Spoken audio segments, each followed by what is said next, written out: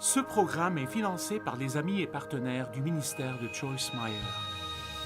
De ce que je pense être l'une de nos plus grandes protections, c'est de faire exprès que quelqu'un dise exprès.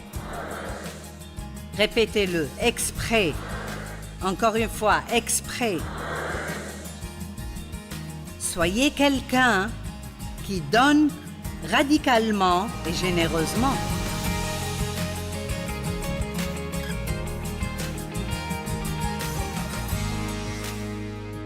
Je veux vous parler, ce matin, quoi que soit l'heure, de moi, plus de Jésus. Amen. Et lisez ici ce que Jean-Baptiste a dit. Verset 22, Jean chapitre 3, verset 22. Après cela, Jésus, accompagné de ses disciples, se rendit en Judée. Il y séjourna avec eux et il baptisait. Jean aussi baptisait à Hénon, près de Salim, parce qu'il y avait là beaucoup d'eau, et l'on s'y rendait pour être baptisé. En effet, Jean n'avait pas encore été mis en prison. Or, une discussion surgit entre les disciples de Jean et un juif au sujet de la purification. Ils vinrent trouver Jean et lui dirent, et je veux que vous écoutiez ceci. « Maître, celui qui était avec toi de l'autre côté du Jourdain et à qui tu as rendu témoignage, le voilà qui baptise et tous vont vers lui. » Il n'était pas différent de nous. Eh bien, Jean, nous avons un problème. Jésus attire une foule plus nombreuse que toi. Tout le monde afflue vers lui. Comment donc pouvons-nous avoir une compétition entre les églises pour savoir laquelle est la plus grande? Nous sommes allés dans le quartier le plus pauvre de Saint-Louis et nous avons fondé une église. Et certaines églises des environs se sont mises en colère parce que ce grand ministère était arrivé dans leur région et avait fondé une église parce qu'elles avaient peur de perdre leurs membres. Et tout ce que nous voulions, c'était les bénir. Et j'ai trouvé ça tellement drôle qu'ils aient dit, il baptise aussi et tout le monde va chez lui, tout le monde va vers lui. Oh, mais Jean avait la réponse parfaite. Jean répondit, un homme ne peut recevoir du ciel que ce que lui a été donné. Il ne peut rien réclamer et ne peut rien prendre pour lui-même. Écoutez ceci. L'homme doit se contenter de recevoir le don qui lui est donné du ciel, car il n'y a pas d'autre source.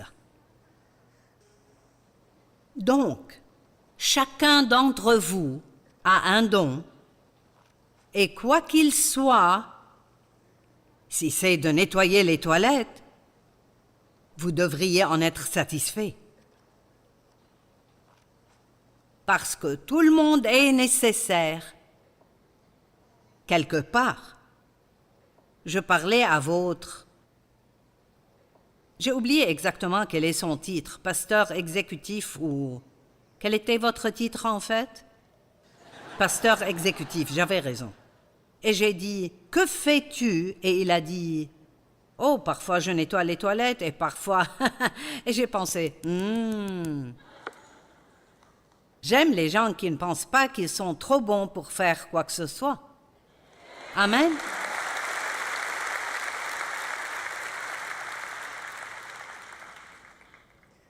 Ce n'est plus très commun aujourd'hui, mais lorsque j'ai été baptisé du Saint-Esprit dans les années 70, tout le monde se préoccupait de ce qu'était leur don. Quel est ton don? Quel est ton don? Quel est ton don? Quel est ton don? Puis-je vous dire un secret? Nous devrions nous préoccuper beaucoup plus du fruit que du don. Le fruit de l'esprit, l'amour, la joie, la paix, la patience, ce sont là les choses dont nous devrions nous préoccuper. Et les dons se manifesteront et se montreront. Jean répondit, je veux relire ceci. Un homme ne peut recevoir. Je ne peux pas faire ce que je fais juste parce que je le veux. C'est un don du ciel. Et nous ne devrions jamais être jaloux du don de quelqu'un d'autre. Je vais vous dire pourquoi. Évidemment, votre pasteur sait chanter. Eh bien, j'aimerais chanter, mais ils éteignent mon micro pendant l'adoration. Personne ne sait dans quelle tonalité je chante. Et ma voix est un peu différente, un peu unique, surtout pour une femme. Mais Dieu la diffuse partout dans le monde. Donc, même les choses que nous pensons être un problème, comme j'ai toujours détesté ma voix, parce que je pourrais décrocher le téléphone dans un hôtel et il dirait « Oui, monsieur ». Mais la chose la plus drôle qui me soit arrivée, c'est quand j'ai appelé un spa pour prendre rendez-vous pour un soin du visage.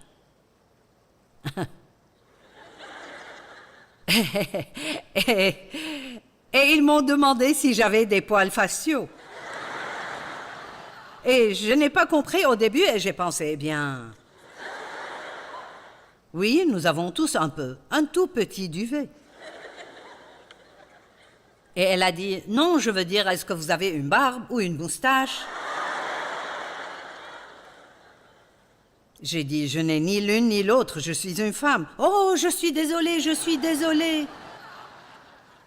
Mais ça a aussi été bien parce que nous sommes allés à une église à Chicago et pendant que nous garions notre voiture, un motocycliste est arrivé à côté de nous et il avait une queue de cheval, il était tatoué partout, n'avait pas de manches, une veste en cuir et une grosse voix bourrue. Et il a dit, tu sais quoi?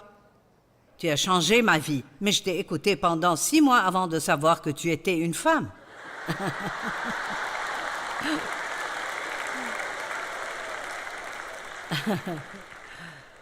Ainsi, même si votre don est un peu unique,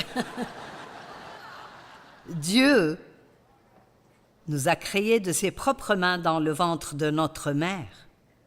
Nous ne sommes pas une erreur, nous n'avons pas la mauvaise couleur ni le mauvais sexe. Tout le monde est exactement ce que Dieu veut qu'il soit.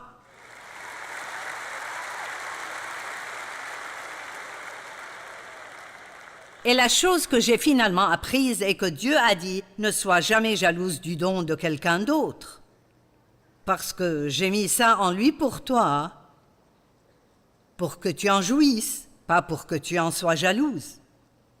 Alors, vous pourriez apprécier que je prêche, mais tout ce que ce don fait, c'est me faire travailler.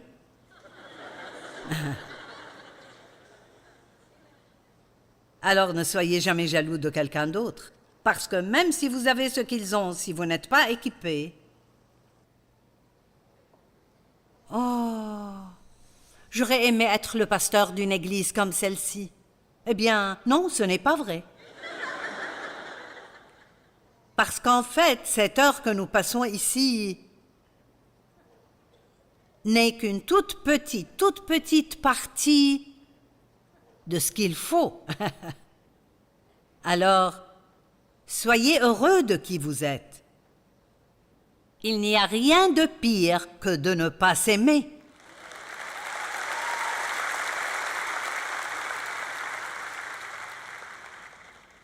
Savez-vous que si vous ne vous aimez pas, vous ne pouvez aimer personne d'autre?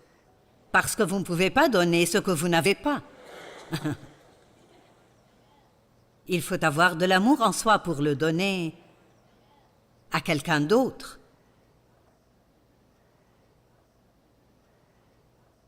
Je le lis une dernière fois. Jean répondit, « Un homme ne peut recevoir, il ne peut rien réclamer et ne peut rien prendre pour lui-même. Allez, dites rien.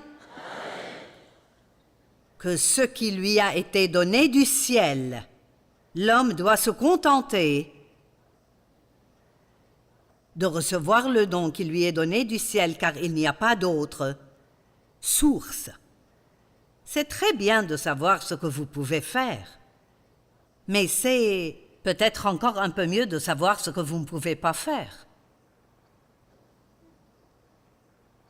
Parce que tant de gens essayent de faire ce qu'ils ne peuvent pas faire et finissent par ne jamais faire ce qu'ils pourraient faire s'ils le faisaient.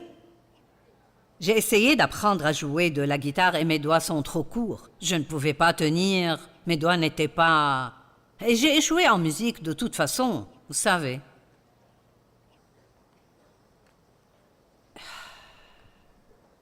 Et puis il a dit,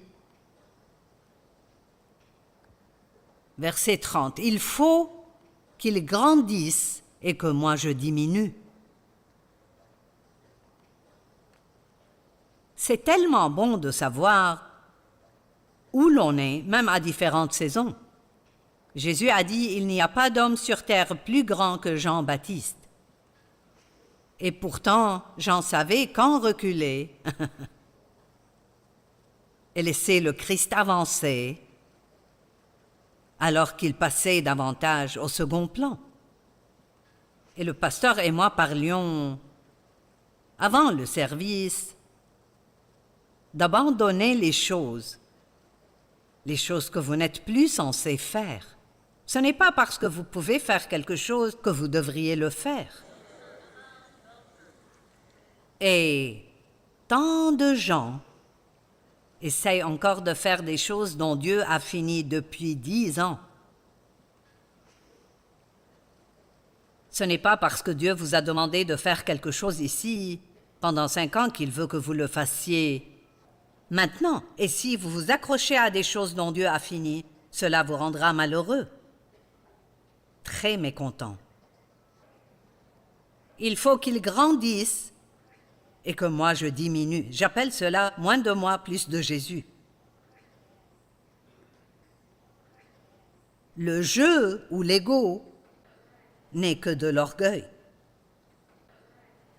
Et il n'y a pas un être humain sur cette terre qui n'ait pas au moins un petit problème d'orgueil. Et la plupart d'entre nous en ont un gros. Le problème avec l'orgueil, c'est que lorsque vous êtes orgueilleux, vous l'êtes trop pour l'admettre. Pensez-vous que je pourrais vendre une série d'enseignements à propos de... Si je mets simplement orgueil dessus, il faut cacher les très bonnes choses sous d'autres titres. C'est vrai, vous devez trouver un titre à leur donner qui donne l'impression que ça va faire quelque chose pour vous, puis cacher les bonnes choses qu'elles contiennent. Satan a été chassé du ciel à cause du péché de l'orgueil. Je pense que l'orgueil est devenu un péché acceptable. Comme beaucoup d'autres péchés, comme la jalousie, qui est devenu un péché acceptable. Et la Bible dit que la jalousie pourrira vos os. Je me demande combien de personnes sont malades parce qu'elles ont un énorme problème de jalousie. Laissez-moi dire ça parce que quelqu'un en a besoin. Si vous avez un proche dont vous êtes jaloux, parce qu'il a plus d'argent que vous, ou il est... Peut-être pensez-vous que vos parents l'ont favorisé, ou... Quelqu'un ici aujourd'hui doit s'en repentir et lâcher prise.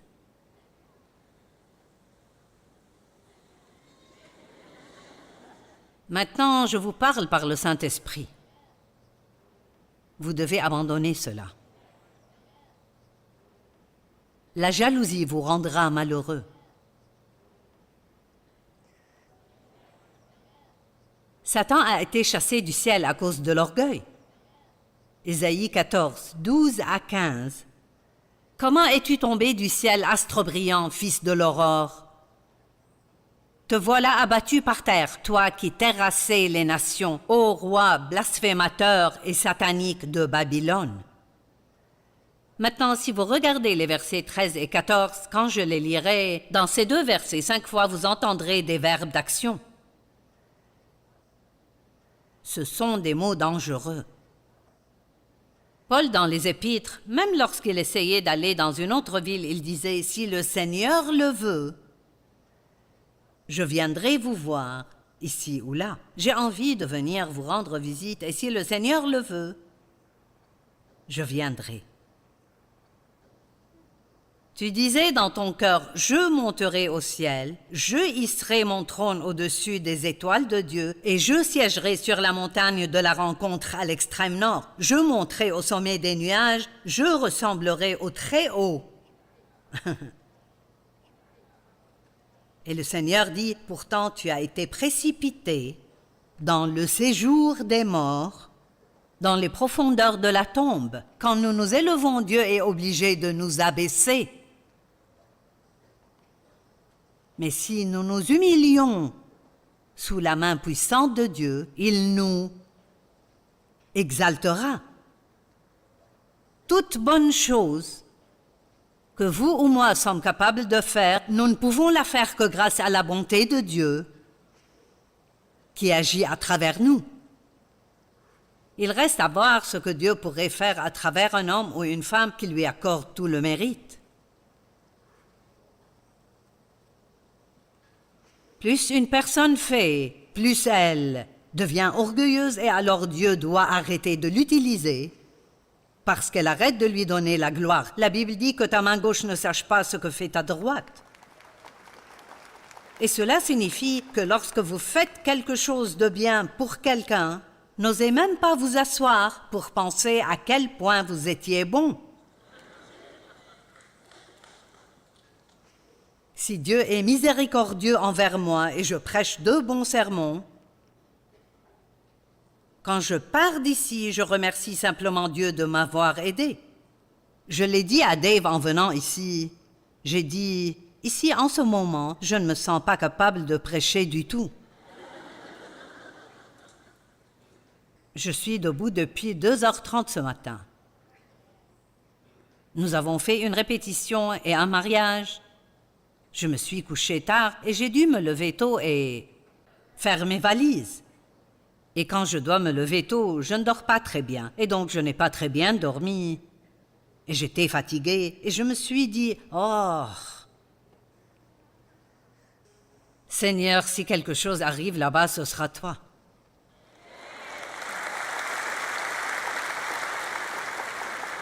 Et mon mari a donné une bonne comparaison. Il a dit, tu me fais penser à une de ces marionnettes. C'est comme quand il est temps de te tenir derrière la chair, Dieu commence à tirer les fils. C'est comme ça. Nous devons rendre à Dieu plus de gloire que jamais pour tout et être tellement reconnaissants pour tout ce que nous avons. Se plaindre est un péché. Savez-vous cela? C'est un péché. Se plaindre est un péché. C'était l'un des grands péchés commis par les Israélites dans le désert. Ils se plaignaient. Peu importe ce que Dieu faisait pour eux, ils se plaignaient. Ils se plaignaient même de la manne.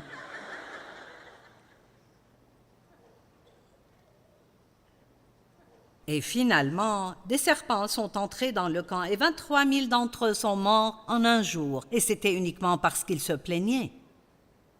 Je me demande combien de démons nous laissons entrer.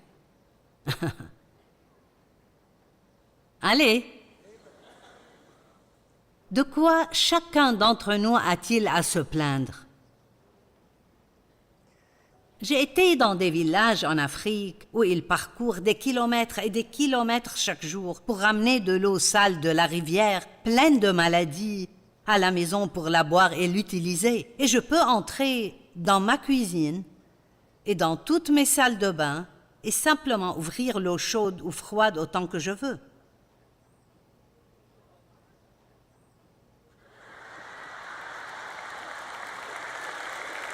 Nous avons tellement de raisons d'être reconnaissants, tellement de raisons d'être reconnaissants. Mais parce que nous sommes des êtres humains, à moins que vous ne fassiez vraiment attention, il semble que plus nous avons, plus nous nous plaignons de ce que nous n'avons pas. Mais nous ne sommes pas forcés d'être comme ça. Et je vais vous dire que ce que je pense être l'une de nos plus grandes protections, c'est de faire exprès que quelqu'un dise exprès. Répétez-le, exprès. Encore une fois, exprès. Soyez quelqu'un qui donne radicalement et généreusement.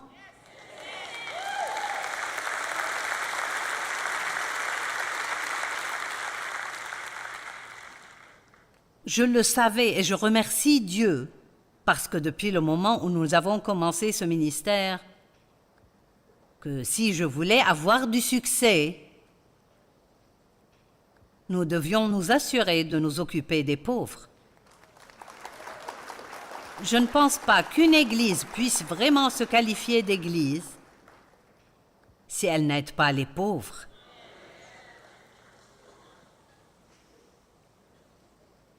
Jésus a dit, « Toutes les fois que vous avez fait cela à l'un de ces plus petits de mes frères, c'est à moi que vous l'avez fait. » Et si vous ne leur avez pas fait cela, vous ne me l'avez pas fait. Il le prend personnellement. Pensez-y. Si vous avez fait cela au moindre d'entre eux, mes frères, rendu visite en prison, nous avions un ministère énorme en prison. Nous avons mis l'un de mes livres dans chaque prison des États-Unis. Chaque prison d'État. Chaque prison d'État. Et beaucoup d'autres pays, plus de 3 millions de personnes. Et aidez toujours les gens qui ont moins que vous, qui ont moins de chance que vous, toujours. Complimentez les gens, développez-les. Édifiez les gens, ne les détruisez pas. Ne cherchez pas la seule chose qui ne va pas en eux pour en parler. Aimez les gens tels qu'ils sont, pas comme vous voudriez qu'ils soient. Amen.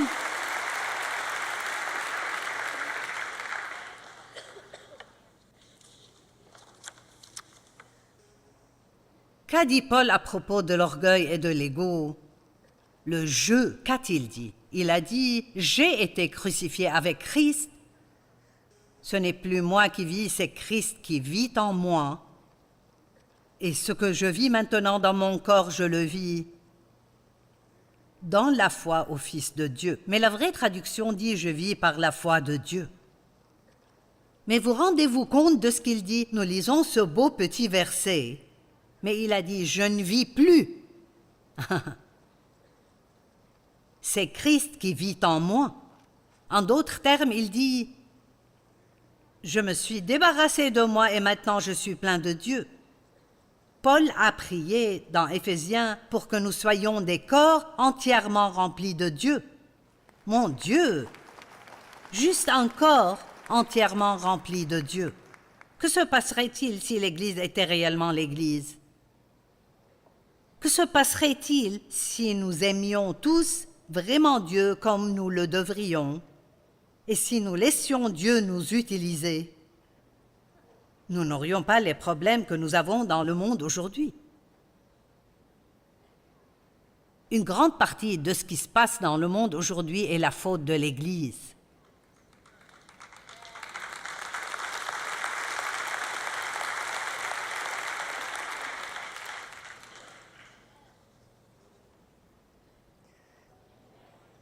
Maintenant, la bonne nouvelle est que Paul a dit cela 20 ans après sa conversion. Ceci m'a rendue heureuse.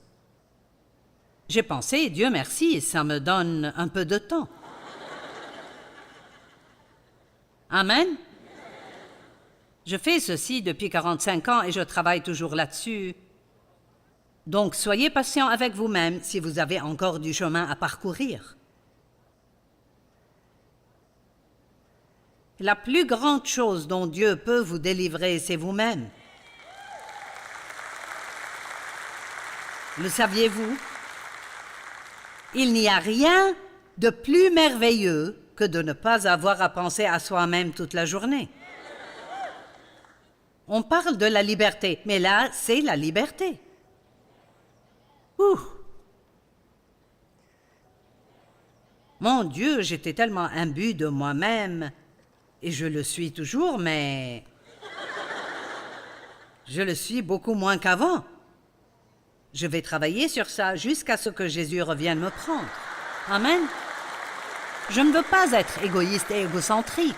Je veux donner tout ce que je peux et faire sourire les autres. Je veux me lever tous les jours, et dire, Dieu, que puis-je faire pour quelqu'un d'autre aujourd'hui? Ma fille est allée à l'épicerie et elle avait laissé son sac à main dans sa voiture. Et donc, lorsqu'elle est passée à la caisse, elle n'avait pas sa carte de crédit. Elle a dit à la caissière, « Si tu peux juste garder ça, je vais courir chercher ma carte de crédit. » Elle a répondu, « Non, ça va. » Elle a sorti sa propre carte de crédit et payé les courses de ma fille. Maintenant, savez-vous ce que j'aime dans cette histoire? Elle était prête. Elle a pris cette carte de crédit au travail avec elle et elle avait l'intention de bénir quelqu'un ce jour-là. Elle était prête. Elle n'avait pas besoin d'aller se préparer, elle était prête.